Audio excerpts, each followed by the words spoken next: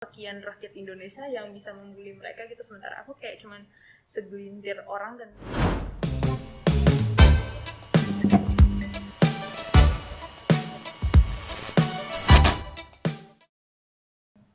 nggak kuat gitu loh, segitu aja nggak kuat gitu loh. Gimana yang artis-artis, gila juga mereka ya, gila sih. Itu dibully itu biasalah, kayak dikata-katain, terus habis itu dikucilkan. Yeah, they think that I'm a freak person. Aku freak banget gitu loh. Terus kayak berkaca ngeliat Facebook lo, ternyata gue alay juga ya zaman dulu ya. Kayaknya semua juga begitu sih kan. Itu menunjukkan kita sudah masuk proses pendewasaan.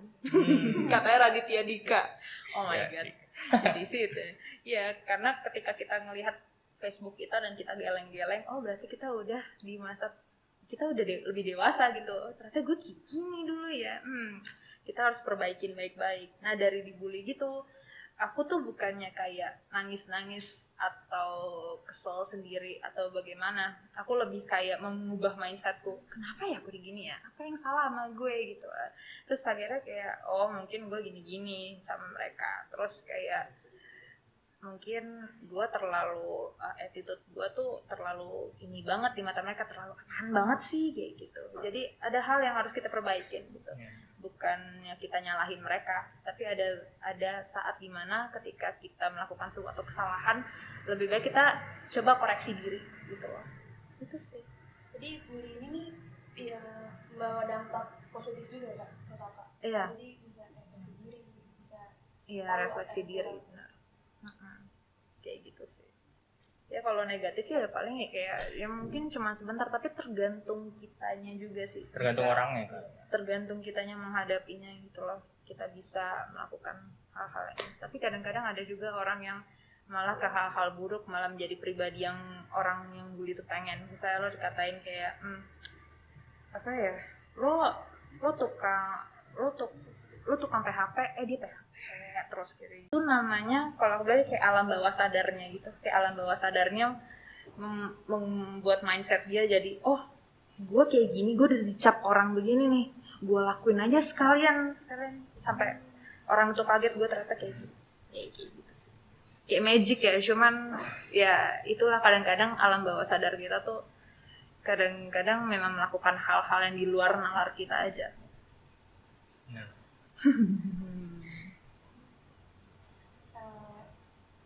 Kan ngomongin kesehatan mental lagi nih Kak. Oke. Sekarang ini kan banyak tuh di sosial media kayak banyak orang yang udah aware tentang kesehatan mental ini. Dan banyak yang bilang kesehatan mental pada remaja tuh penting. Tapi sebenarnya sepenting apa sih Kak kesehatan mental pada remaja? Kalau secara general aku jawab, kenapa penting? Karena kesehatan mental itu bisa mempengaruhi fisik. Kalau yang aku pelajarin, ada tuh namanya istilah psikosomatik.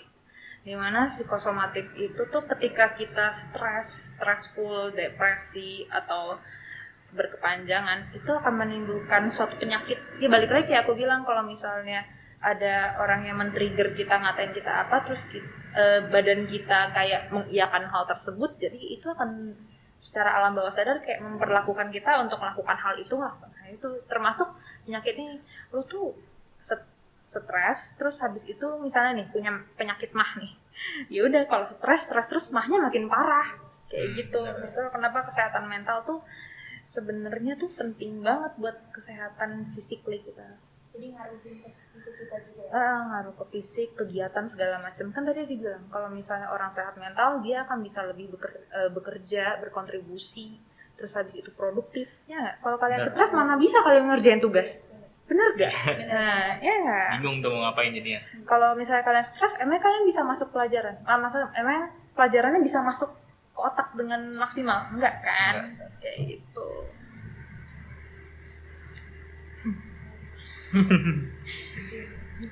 Langsung refleksi diri ya?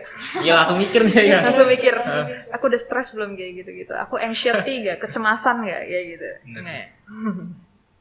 Sebenarnya kalau ini juga sih, saya punya pengalaman juga nih dibully nih. Boleh cerita. Waduh, jangan deh kalau cerita. Yang jelas Yaudah, pernah intinya dibully aja. secara verbal pernah, fisik juga pernah, sampai tulang hidung ini retak gitu, sampai sampai waktu itu bolak-balik ke rumah sakit tuh lah. Terus sampai bener-bener dijauhin nih dari misal cowok cewek nih nggak ada yang mau terima sama sekali. Jadi apa ya? Ya tadi dikucilin tadi lah. Oh, dikucilkan dari komunitas gitu kayak sampah masyarakat ya rasanya ya. Ya iya, benar.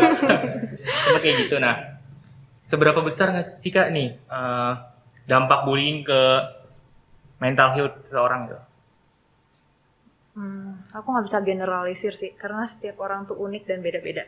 Benar. Kan balik lagi, aku bilang tergantung orang yang menerimanya sih. Kalau memang dia menerimanya kayak udah masuk banget sampai relung jiwa, anjay. Misalnya baperan gitu Kak? Misalnya sampai baper banget gitu, mungkin bisa parah gitu loh. Bisa kayak ada yang depresi, overthinking, kayak ini depresi gitu. Kalau kayak mungkin saya kayak ada orang yang chill, kayak bodo amat, boleh kayak gitu, ntar juga itu cuma sementara gitu kan. Itu mungkin akan kayak orang yang lebih calm gitu loh, yang lebih tenang gitu ngadepin. Itu sih yang aku lihat beberapa kayak gitu. Terus apa lagi ya mau tanya ya? Tunggu, kenapa bisa dibully? Tanya. Pertama sih awalnya gara-gara nih tanda lahir. Oh. Saya tanda lahir ini warna hitam, di sini warna putih nih. Itu tanda lahir? Iya, hitam putih. Kira coret spidol. sorry. Ih, kayak spidol gak bohong. Iya, makanya pertama dikatain kayak spidol tuh, abis itu ada yang bilang tompel, dikatain lah Torres, tompel gak beres tuh. Itu terus tuh, dikatain terus, saya gak berani ngelawan. Kata orang tua saya sih nggak usah diladenin kan. Katanya nggak bakal dilanjutin tuh kalau diladenin. Ternyata makin jadi sampai ke fisik. Sampai ke fisika kenapa? Kamu kamu fronting dia, kamu marah ke dia atau bagaimana? Kok bisa? Nggak marah sih, gimana ya? Udah gedek gitu atau gimana? Bukan gedek, gimana ya? Ya gedek sih ya, cuman saya sarkasin lah gitu. Tapi orang ngeh gitu kalau disarkasin. Nah itu yang aku kadang-kadang gak suka sama orang, dia nyarkasin kita tapi kita sarkasin balik ngambek, ya nggak? Ya benar. Iya itu kadang-kadang.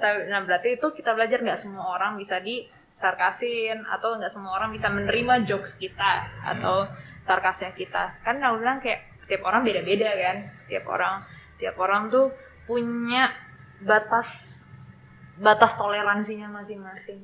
Ya kan. Kalau misalnya aku misalnya kayak ada yang gimana ya bilangnya, kayak ada yang misalnya ada yang dikatain di sosial media, kayak ada yang kayak elah sosial media dong paling juga hilang ntar lagi, ada yang bilang gitu, ada yang kayak aduh gimana nih jejak digitalnya bagaimana ntar aku gimana gitu, ada yang overthinking, ada yang kayak cuman just chill. Tapi ya itu balik lagi orang beda-beda sih. Masalah PJJ sih kan, terutama itu tekanan dari tugas tuh, deadline tuh. Aku baru dengar PJJ itu pembelajaran jarak jauh. Oh, pembelajaran jarak jauh, pembelajaran online. Nah iya, rata-rata kan guru juga bisa dibilang, mohon maaf ya, nih gaptek lah. Jadi mau bikin Google Meet aja susah tuh. Jadi kirim WhatsApp aja tuh tugas, kerjain ini, deadline-nya jam segini gitu. Biasanya tuh deadline-nya nggak nyampe sejam 2 jam tuh, tugasnya numpuk. Itu yang bisa dibilang sekarang lagi bikin orang-orang stres ya. Stressing ya. Benar. Karena satu dari gurunya sendiri yang ada beberapa yang mungkin secara teknologi kurang memadai gitu kan, kurang ahli. Ada juga yang dari anaknya mungkin yang kebablasan gak ngerjain mungkin ya, karena ada yang ketinggalan gitu. Ya mau gimana ya, guru kita dari zaman aku offline pun juga jujur sih, guru kita waktu itu zamanku ada yang berumur ya, mohon maaf gitu. Jadi kayak zamannya teknologi masih teknologi gampang gitu, cuman dia masih agak susah menyesuaikan gitu. Bahkan aku ketemu guru yang ngajar omku juga. Jadi kayak bayangkan udah berapa tahun lamanya, jauhnya, iya kan? Iya kayak ya berarti lumayan gaptek, kayak orang-orang guru-guru kita ini aja kayak bisa balas WhatsApp aja kayak ya alhamdulillah gitu kan. Ya udah sih, kita ya terima aja, mau gimana gitu. Karena aku juga pengalaman kayak gitu waktu ngerjain skripsi. Yang dosenku tuh gapteknya nauzubillah bin jali. Tahu nggak, ngisi absen ini aja, ngisi absen WFH aja itu aku yang bikinin. Aku yang bikinin upsetnya, terus kayak makalah gitu, kayak laporannya gitu lah. Lu ngajar jadwalnya hari ini apa hari ini apa itu ya kan. Terus tanda tangan online, tanda tangannya tinggal pindahin aja gambar tanda tangannya ke Word-nya kayak gitu-gitu. Jadi kayak yaudah, kayak zaman ini memang banyak banget orang-orang senior ya, halusnya orang-orang senior yang mungkin belum kena gitu lah, belum menguasai. Kita harus banyak-banyak memaklumi sih, itu sih untuk mengurangi segala stresnya ini, karena kita nggak bisa maksain dong, kita minta ke ini ganti gurunya semua kan, ke yang umurnya ini nggak bisa begitu dong Beb, nggak bisa. Kalau cowok-cowok ada nggak masalah tentang appearance, penampilan atau overthinking? Karena Kayaknya Ya itu relatif sih Kak, cuman kalau zaman sekarang ya apa ya istilahnya? Gimana ya? good looking dibela. Good looking dibela itu. Walaupun ada orang yang nggak terlalu merhatiin masalah penampilan, cuman beauty kalau privilege ya. Iya. cuman kalau udah begitu tuh jadi orang jadi mikir juga tuh. Iya itu lagi in juga sih bicaranya, kayak di grup komunitas gitu kan, juga suka baca-baca beauty privilege. Ada ya. Dan angka kalau zaman dulu kayak kalau Indonesia tuh kayak hampir nggak pernah kedengeran tuh angka bunuh diri.